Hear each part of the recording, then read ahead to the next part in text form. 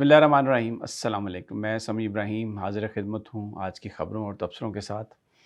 Adiala jail سے جو خبر آ رہی ہے، پی ٹی آئی کے رہنما جو عمران خان سے ملاقات کے لیے گئے تھے ان کو گرفتار کر لیا گیا ہے اور ایک برے انداز میں گرفتار کیا گیا، ان کو دھکے دیتے ہوئے گرفتار کیا گیا۔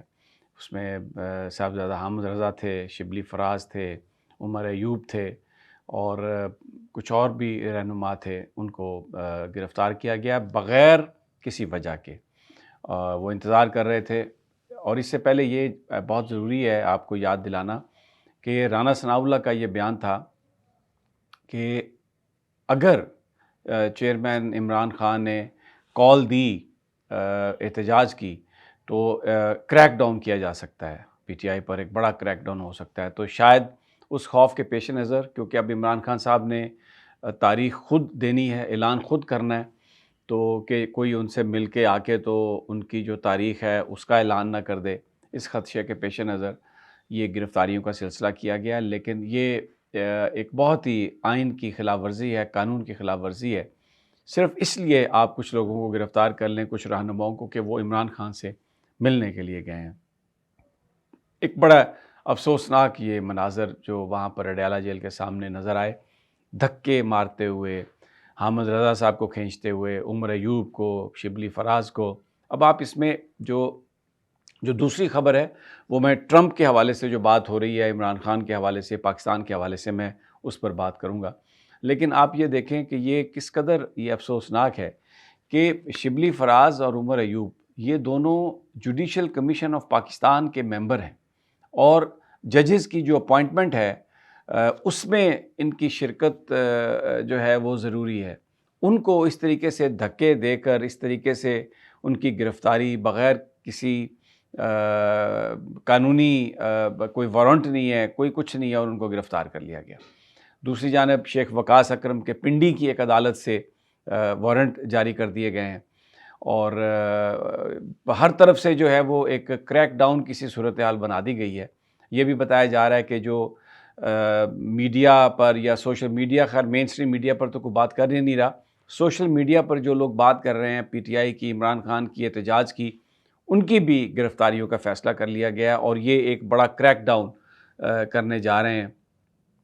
مقصد صرف یہ ہے کہ جو کال عمران خان نے دینی ہے نومبر میں، اس کو کسی طریقے سے روکا جائے۔ اب یہ کیونکہ یہ پزل ہیں، یہ گھبرائے ہوئے ہیں، یہ نروس ہیں۔ امریکہ کا جو الیکشن ہے اس کا ایک جو امپیکٹ پاکستان پر ہے وہ یہ ہے کہ بیسیکلی جو ٹرمپ ہے وہ پاکستان کو یہ کہے گا کہ آپ ایک فیئر جوڈیشل ٹرائل دیں عمران خان کو، اور فیئر جوڈیشل ٹرائل اگر ملتا ہے تو پھر عمران خان کو اندر رکھنا تو ناممکن ہے۔ یہ جو رات کو 3 بجے تک آپ کیس چلاتے رہے، اور پھر آپ نے اس میں سزائیں دیں، اور جیل کے اندر ٹرائل کیا، آپ نے میڈیا کو، انڈیپینڈنٹ میڈیا کو جانے نہیں دیا، یہ اوپن ٹرائل تھا ہی نہیں، ٹیکنیکلی یہ اوپن ٹرائل تھا ہی نہیں۔ تو جو اوپن نہیں ہے وہ فیئر کیسے ہو سکتا ہے؟ کہتے ہیں نا، انصاف صرف ملنا ہی نہیں چاہیے، انصاف ملتا ہوا دکھنا بھی چاہیے، نظر بھی آنا چاہیے، لیکن ایسا نہیں ہے۔ جو ملنے کے لیے جاتا ہے اس کو گرفتار کر لیتے ہیں، وکلاء کو اجازت نہیں دیتے ملنے کی، جو صحافی ہیں ان کو نہیں جانے دیتے، جو انڈیپینڈنٹ صحافی ہیں ان کے لیے رکاوٹ بنے ہوئے ہیں۔ تو یہ فیئر ٹرائل نہیں ہے۔ اور ابھی جو زلمے خلیل زاد ہیں، انہوں نے ایک ایکسپریس لنڈن میں ایک انہوں نے اپنا جو ایک کالم جو ہے وہ اس میں انہوں نے چیزیں شیئر کی ہیں، جس میں انہوں نے کہا ہے کہ جو عمران خان کی گرفتاری ہے وہ ٹرمپ جو ہے اس پر ضرور پاکستان سے مسئلہ اٹھائے گا، اس لیے کہ عمران خان نے افغانستان کے اندر سٹیبلٹی کے لیے جو طالبان سے جو مذاکرات کروائے امریکہ کے، اس میں عمران خان کی رجیم کا، عمران خان کی حکومت کا، اور آف کورس ہماری جو اسٹیبلشمنٹ ہے، ہماری جو ایجنسیز ہیں، ان کا بڑا ایک اہم رول تھا۔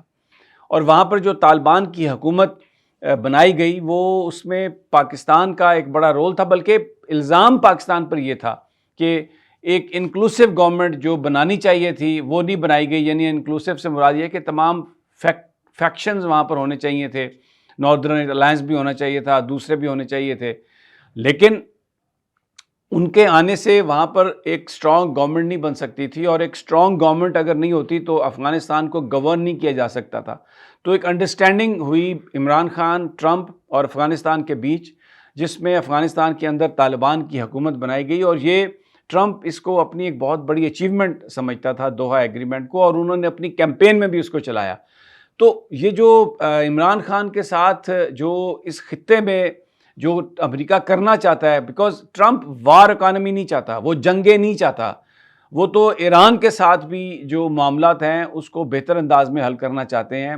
ان کا جو نیوکلیر پروگرام ہے اس پر نیگوشیٹ کر کے، تو ایران کے ساتھ بھی وہ وہاں سے امریکہ سے ٹرمپ کے گروپ سے یہ آوازیں آ رہی ہیں کہ ایران کے ساتھ بھی جنگ کر کے آپ معاملہ حل نہیں کر سکتے، آپ مذاکرات کے ذریعے معاملہ حل کر سکتے ہیں.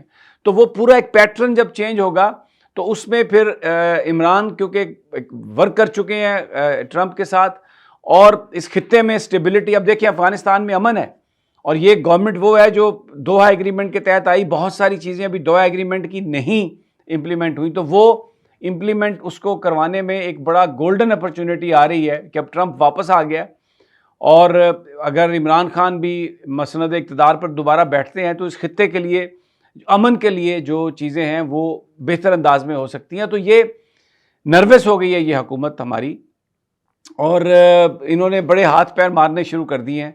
انہوں نے پی ٹی آئی کو دبانا شروع کر دیا ہے، مار پیٹ شروع کر دی ہے، دوبارہ سے گرفتاریاں یہ سمجھتے ہیں کہ اس سے یہ دبا لیں گے، حالانکہ ایسا نہیں ہے. جو لیڈرشپ انہوں نے پکڑی ہے وہ ناجائز پکڑی ہے، اور سمپلی وہ عمران خان سے ملنے گئے تھے، اور یہ ایک دہشت کی ایک نئی ایک لہر پاکستان میں، یہ جو اسٹیٹ کی جو دہشت گردی ہوتی ہے اس کو پوری ریاست میں پھیلا کر لوگوں کو ڈرا دھمکا کر ان کے منہ بند کرنا چاہتے ہیں. لیکن ایسے منہ بند نہیں ہوں گے، اور نہ ہی یہ جو ایک تحریک جو دم پکڑ رہی ہے، زور پکڑ رہی ہے، یہ ختم ہوگی. عمران خان خود اعلان کریں گے، اور پارٹی جو ہے وہ ان کے ساتھ اس معاملے میں آئے گی، اور پی ٹی آئی کے ورکرز، سپورٹر، ووٹر، لیڈرشپ، یہ سب باہر نکلیں گے. اور یہ ایک بات کی میں آج وضاحت کر دوں کہ ہم جو بات کرتے ہیں لیڈرشپ کے کنڈکٹ کے حوالے سے، تو وہ اس کا مقصد کوئی لیڈرشپ کو ڈسکریڈٹ کرنا نہیں ہوتا، یا وہ جو اس وقت ان کی جو سروسز ہیں. بہرحال ہر بندے کی ایک اپنی کہانی ہے، ظلم کی کہانی جو اس نے برداشت کی ہے، اور بڑی ہمت سے جو بھی ہے وہ سامنے کھڑا ہے آ کے پارٹی کے ساتھ.